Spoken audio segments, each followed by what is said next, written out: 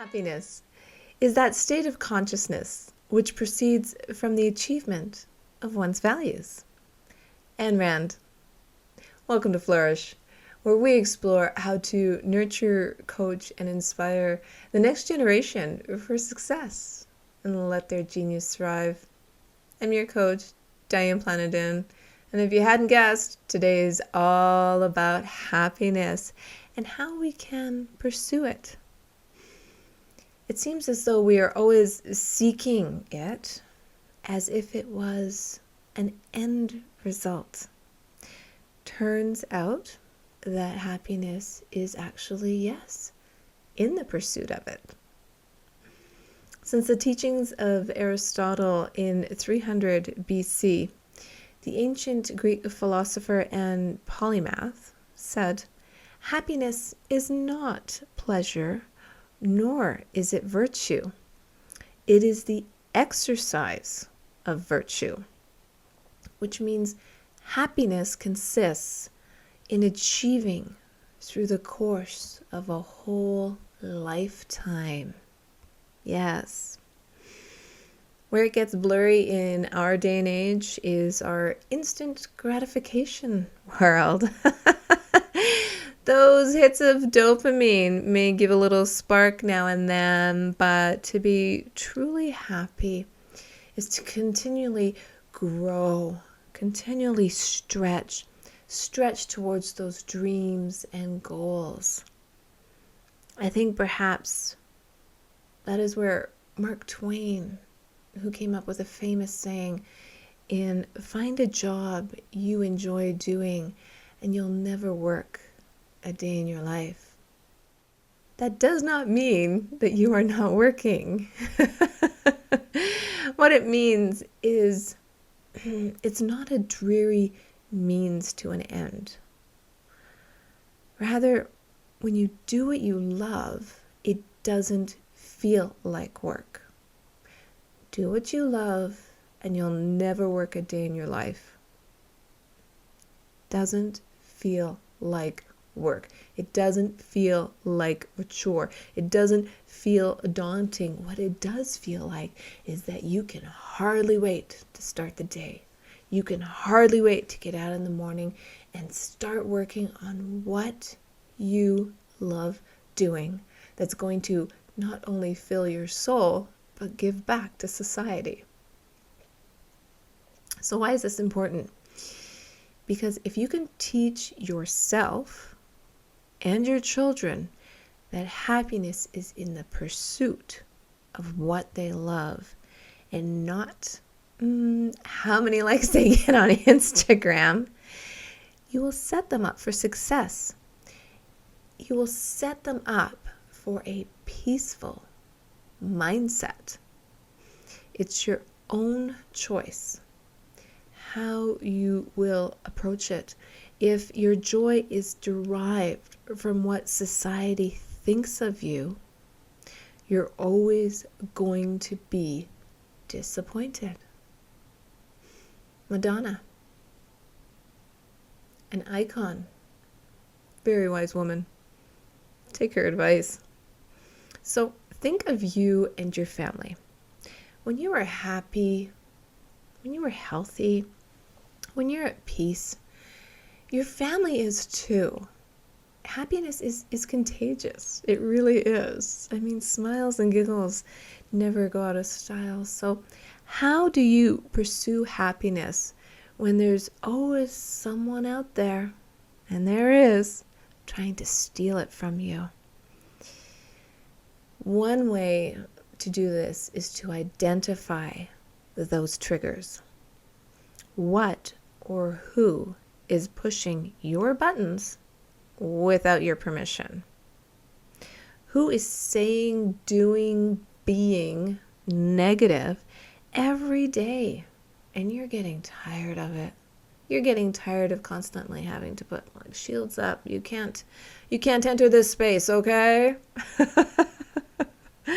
Wouldn't it be nice? Wouldn't it be nice every now and then to let your guard down and just let happiness in? And just be at peace. by identifying what triggers you, what sends you into that spiral of woe is me, why me, you can practice being able to just let that slide off, just like water on a duck's back. Let it slide off. You take a moment and you decompress. Access denied. No entry. No entry to my happiness. Not today. I've recognized what that trigger is and access denied. I am not going to put my happiness in the hands of others. By thinking about these triggers and thinking deeply, like really dig deep, look back at an experience in which did not make us happy, okay? And they seem to repeat themselves. We can teach ourselves to recognize the trigger before our record player in our mind starts repeating negative thoughts. And those feelings and emotions start taking control. You can ask yourself, why? Why am I feeling this way? Be aware. Why am I having a bad day? Be your own personal investigator. Investigate those feelings. And as you practice, ask yourself, why am I having a good day today? It doesn't have to be all about the bad days. It doesn't have to be all about the negative thoughts. It can be simply awareness on what thoughts are triggering different emotions and how you can control that. Because these triggers, well, once you recognize them, then you get to choose how to respond. And that's why it's so important to teach it to our children. Because they grow up exponentially fast, don't they? Need to teach them to be aware of their own environment. Let me give you a personal example of this. And if you've been listening to the show for a while, you probably know by now that my father has Alzheimer's disease. And it's not easy. It's not easy on him. It's not easy on my mother. It's not easy on anyone in my entire family. It is, I'm not going to lie, overwhelming. Nobody could have prepared me for that. Nobody. But that's not the trigger for me. The trigger for me is not his Alzheimer's disease. The trigger for me that, I'm like, another bad day. Why? The trigger for me is the moment I enter the long-term care facility. Actually, I think it starts festering the moment I enter the parking lot. And once I realize this, this pain, this honest pain was real, and I realized I could not change my circumstances. I could not change what my father was going through, what my family was going through. I could, though, stop the spiral of woe is me. It took me a long time, and that's why I'm sharing this information with you. It took me a long time to figure out why I felt this way, why I was so angry. I said it out loud. Yes, angry. And I probably look angry just talking about it. Once I got over the hump, once I understood, I am not going to be able to change the situation. I am not going to be able to change where he lives. I am not going to be able to change any circumstances whatsoever. So I had to change my attitude. That was hard, but I did this. And I want to share with you how I did this because it might work for you too. I do this number one, by acknowledging the trigger. This is the deciding factor. Once I acknowledge what is triggering it, that is the difference between a good day and a bad day. The trigger is the difference between a good day and a bad day. Remembering that I will feel this way every time because I can't change the circumstances. I was allowing my happiness to be in the hands of others, to be in the hands of other people, and that is not self-empowerment. So I recognize that trigger. Number 2, I practiced, and still practice every time on reframing my attitude, reframing my point of view. Not an easy task, but I do this by talking to myself. I did not say listen to myself. No. Because if I listened to myself, I'd feel sorry for myself and I'd feel sorry for the situation. I'd feel sorry I was so helpless in helping the situation. So I talk to myself. And neuroscience has taught us that our minds, our subconscious, believes whatever we tell it. And because I know that, I tell myself a different story. And number 3, I stand tall. I keep my head up high. I breathe in and breathe and feel calm. Head up high, chin up, confidence. You can't help but feel confident when you're standing just a little bit taller. It actually works. So this is all worth it. This is all worth dredging through the quicksand, talking to myself, and making my way through. Because once I reach my dad, and this could be anybody, but for me it's my dad. Once I've gone through the quicksand and reach his smiling face, because he is just so happy when family visits, I feel grateful. I have this overwhelming sense of gratitude, and I feel calm because I've pursued happiness. I've pursued happiness by reminding myself, it's not about me. It's not about me. I do it for him, and guess what? He gives back. He is grateful to see me. He is grateful to see my family.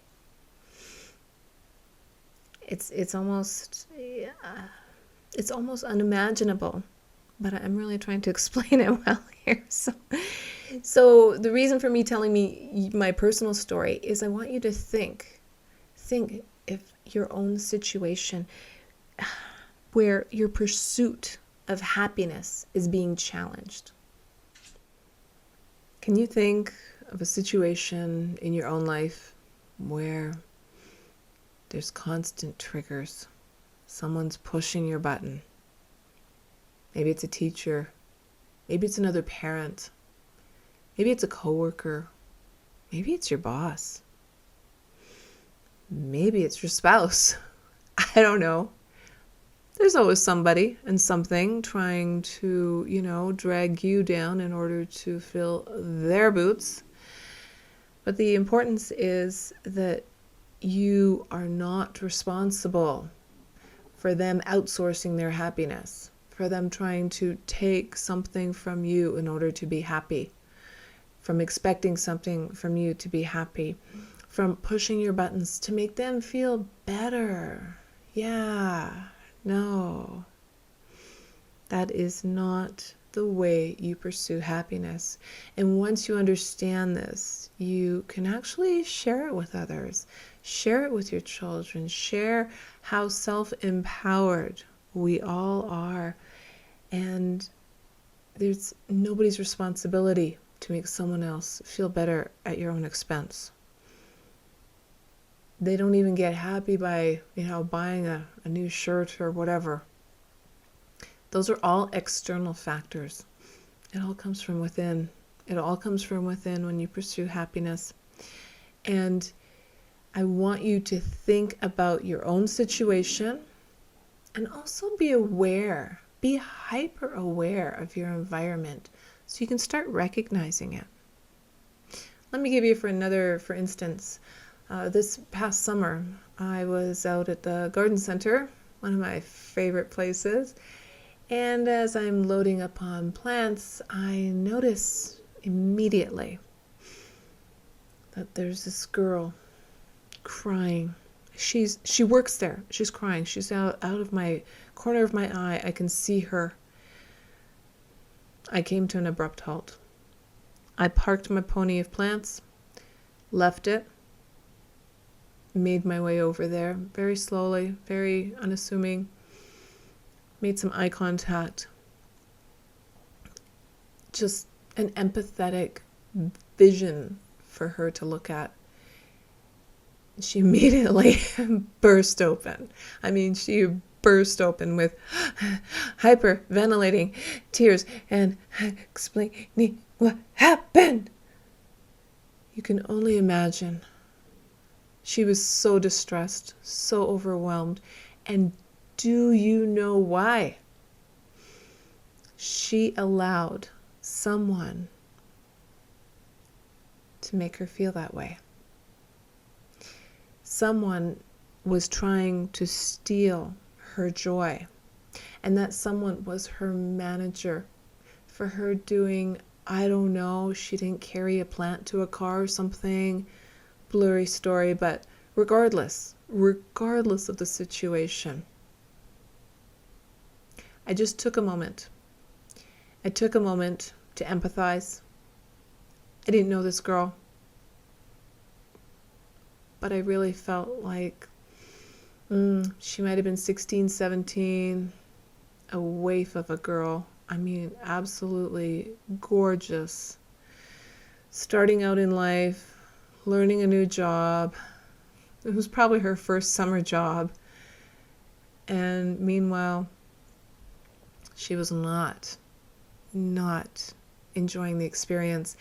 And that manager, I honestly wish I would have been more aware of what was going on prior, because they are there to nurture, coach, and inspire their employees to rise above, to succeed, to be driven, to exceed customers' needs, and therefore providing their own happiness.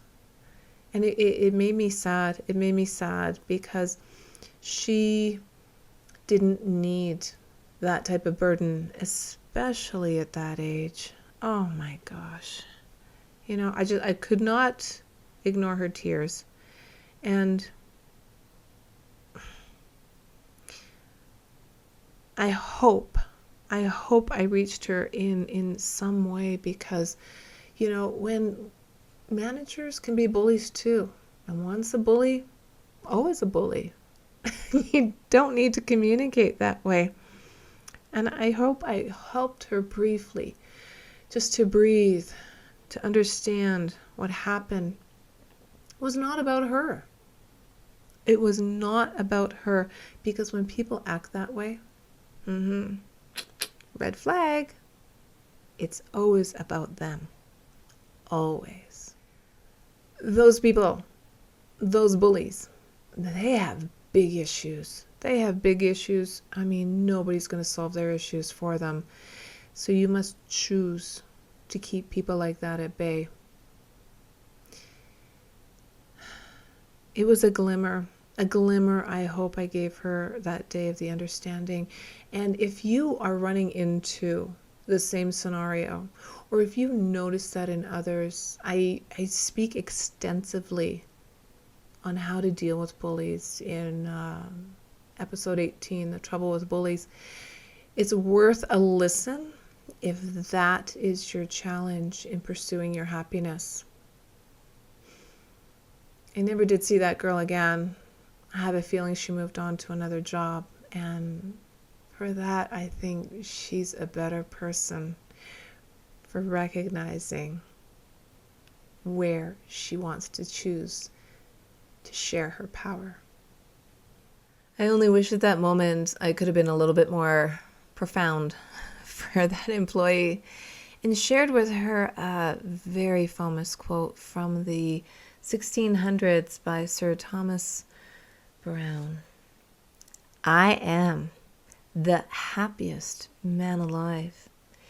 I have that in me that can convert poverty into riches, adversity to prosperity, and I am more invulnerable than Achilles.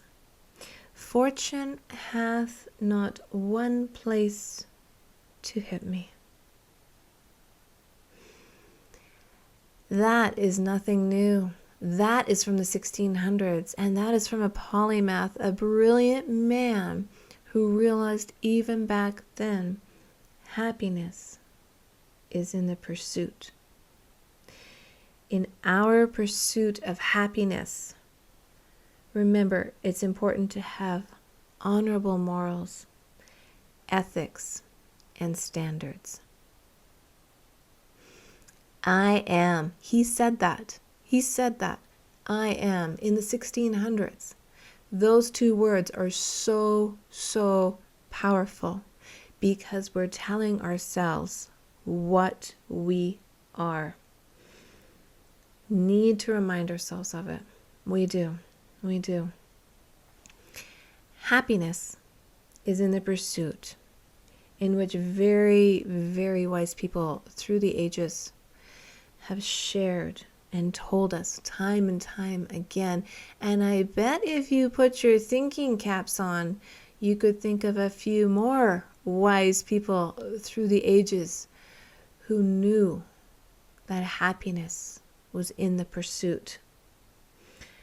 When you are next time in the cusp, or one of your children, or one of your students, of spiraling out because you're thinking, something you can't control. Woe is me. What was the trigger? Stop. What was the trigger? And you can practice this when you're also having happy triggers. Helps you identify things along the way. And then you can think deeply and acknowledge that trigger. Acknowledge it. Oh, behold, there it is. Aha. Then you know. That's when you take a moment and you decompress and you reframe your attitude. And what works for me is I just talk to myself. I stop listening to those wacky thoughts and I talk to myself and I talk myself through it. Stand tall, breathe in, exude confidence, poise, chin up, keep that chin up. You will then begin to feel grateful that you were able to maintain your decorum, feel calm and be able to think clearly because now you're pursuing happiness. Now you're not under stress. Now you are living your own morality. You are. Your honor, your principles, your virtue, yours, no one else's. The purpose of morality is to teach you not to suffer and die, but to enjoy yourself and live. Ayn Rand. I could give you thousands and thousands of quotes, and you will hear thousands and thousands of quotes, but just understand this is nothing new. Aristotle knew it. Sir Thomas Browne knew it. Madonna knew it. Still does. She's still a fierce, fierce woman and an inspiration to us all. We are all born with a gift. We're all born with purpose. Life's journey is to hone and develop that gift and pursue your happiness and pursue your dreams and pursue your goals, because that's where happiness lies as purpose changes within. So as you keep reaching your goals and your aspirations and reaching for the stars, you will realize that happiness is in the pursuit. Live well.